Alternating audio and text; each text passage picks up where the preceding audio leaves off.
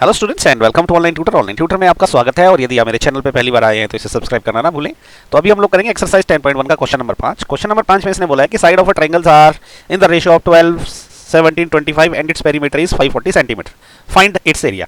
देखो ऐसे क्वेश्चंस में ना ये कहीं भी आ जाता है, तो इसमें जब रेशियोज में देके रखा होता है तो हमने क्या करना होता है, इसकी साइड ना इसी रेशियो में एज्यूम कर लेनी होती है। ठीक है, तो हम जैसे हम बोलेंगे अभी कि let sides of triangle are, ठीक है, वो कैसे मानेंगे, ए को हम लोग मान लेंगे 12x, बी को हम लोग मान लेंगे 17x और सी को हम लोग मान लेंगे 25x। ओके, इसी रेशियो में एज्यूम कर लेना है। अब इसके जो पेरीमीटर्स है ना वो 540 सेंटीमीटर है। पेरीमीटर 540 सेंटीमीटर देखिए, तो पेरीमीटर होता क्या है, अब क्या पी कितना है, ये के देख रखा है 540। ओके, इसका मतलब देखिए अभी पी होता है जब मैं तीनों भुजाओं को ऐड कर देता हूँ। इसका मतलब क्या हुआ कि 12x plus 17x plus 25x ये बनेगा हमारा 540। ओके, अब इसका मतलब क्या हो गया, अब जब ये तीनों को मैं ऐड करूंगा ना तो कितना बनेगा, देखो 25 प्लस 17 ये हो जाएगा आपका 42, 42 प्लस 12 हो जाएगा 54। ओके, तो ये हो जाएगा 54x, this will be equal to 540।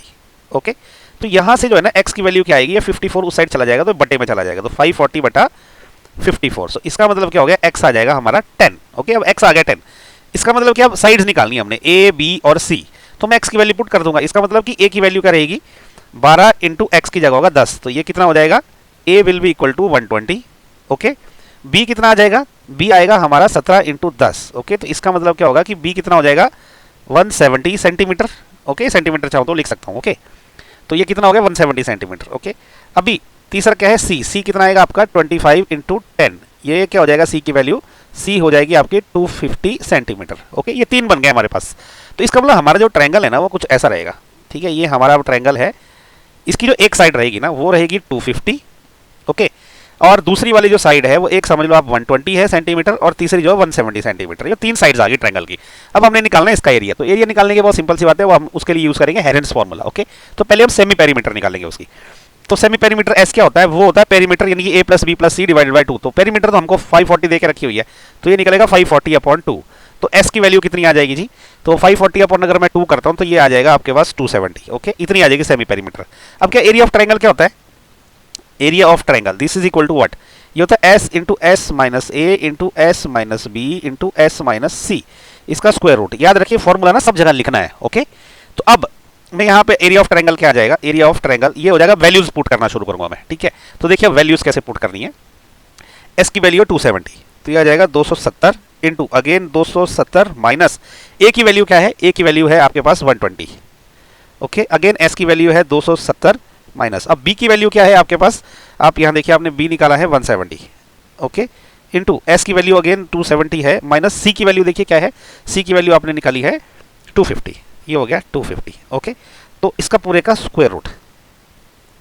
अब यहाँ देखिए, अब मैं इसको ना मल्टीप्लाई नहीं करूंगा, मेन ट्रिक तो इस हेरेंस फार्मूला की ना मेन ट्रिक यही है, क्योंकि स्क्वायर रूट निकालना काफी डिफिकल्ट जॉब होती है। तो अब मेन ट्रिक हमारी यहीं पे, हम क्या करेंगे ना, इसको फैक्टर करेंगे। ठीक है, बहुत सिंपल वे में। अब देखो मैं 27 को क्या लिख सकता हूँ, 3 इंटू 3 इंटू 3 इंटू 10 लिख सकता हूँ ना मैं। ओके, देखो 3 3 9 9 3 27, 27 इंटू 10 क्या हो गया 270, तो 270 के बदले मैंने ये लिख दिया इंटू। अच्छा यहाँ देखो आपका क्या आएगा, 270 माइनस 120 क्या होता है, ये हो गया 150।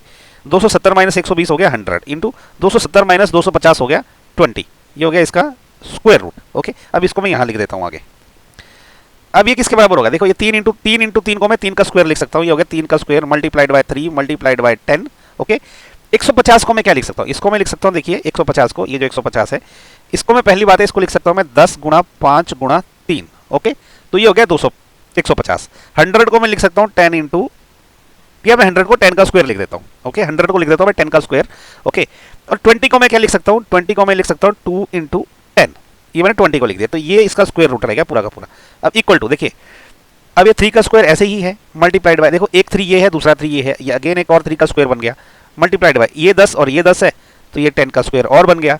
ठीक है, अब ये वाला 10 का स्क्वायर ऑलरेडी है तो मैं इसको 10 का स्क्वायर लिख दूंगा मल्टीप्लाइड बाय, ये देखो ये 5 है, ये 2 है और ये 10 है, तो 5 इंटू 2 10 हो गया, एक 10 का पेयर इसने बना दिया, एक 10 का इसने बना दिया, तो ये एक और 10 का स्क्वायर आ गया, इसका पूरे का आ जाएगा स्क्वायर रूट इक्वल टू। अब जब मैं स्क्वायर रूट हटाऊंगा तो सारे स्क्वायर हट जाएंगे, तो 3 ये आ जाएगा 3 गुणा 3 गुणा 10 गुणा 10 गुणा 10। ये यहाँ पे बड़ी तगड़ी ट्रिक लगती है, क्योंकि अगर यहाँ पे अगर चुक जाएंगे ना तो स्क्वायर रूट निकालते निकालते आपको एग्जाम में बहुत ज्यादा टाइम चला जाएगा। ओके, तो ये देखिए क्या हो जाएगा, 3 3 9 ये 9 हो गया, और 9 इंटू 10 90, 90 इंटू 10 900, 900 इंटू 10 हो गया 9000। ओके, तो बेसिकली ये फाइनली क्या बना, ये बना 9000। अब ये किस में है, देखिए ये सेंटीमीटर में है सारे के सारे। ओके, पेरीमीटर्स सेंटीमीटर में, लेंथ भी सेंटीमीटर में, तो 9000 सेंटीमीटर स्क्वायर ये है हमारा आंसर। तो हमारा एरिया कितना आ गया, 9000 सेंटीमीटर स्क्वायर। ओके, तो इसी के साथ जो है क्वेश्चन नंबर 5 हो गया खत्म। नेक्स्ट वीडियो में हम करेंगे क्वेश्चन नंबर 6।